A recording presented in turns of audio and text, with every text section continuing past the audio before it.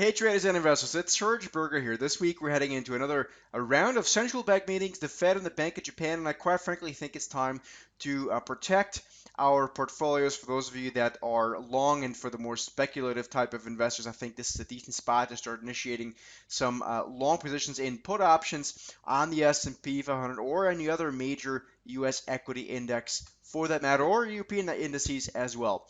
Implied volatility has come down, and so let me show you quickly what I'm looking at here. We're looking at the S&P 500 as represented by the SPY ETF. Of course, this is the biggest volume ETF reflecting the S&P 500, or tracking it, I should say.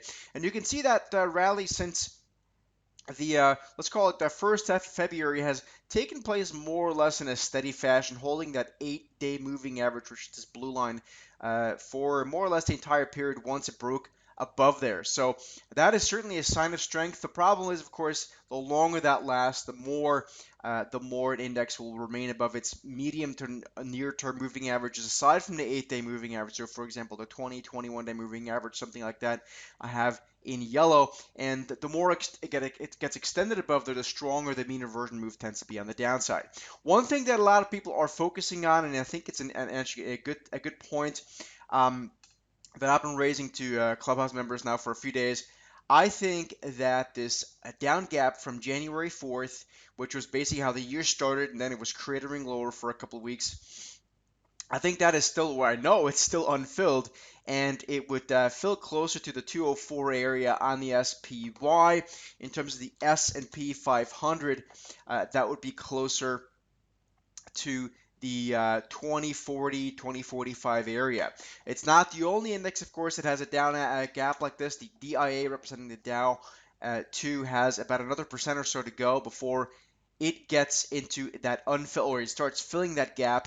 And so not all gaps fill, of course, but over time, a lot of gaps do. So this would be a fairly natural spot for for the market then to finally start reversing lower. If we look at the SPY again quickly, you can see that on Friday we actually closed above that 200-day moving average in red.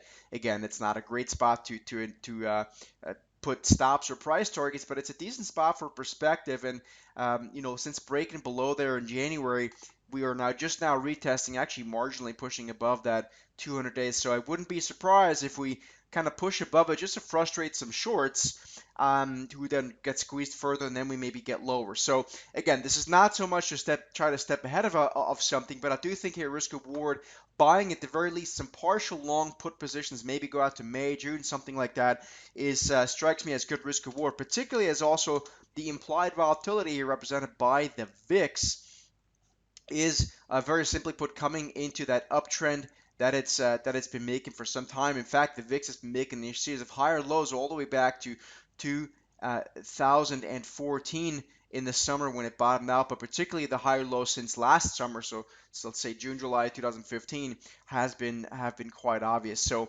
I think the risk reward is pretty good. If we get a blowout to the upside, of course we'll have to reevaluate, but I think as a partial, at least a hedge of long positions or speculative positions that are fairly conservative in nature for the time being, this strikes me as a pretty good risk reward trade.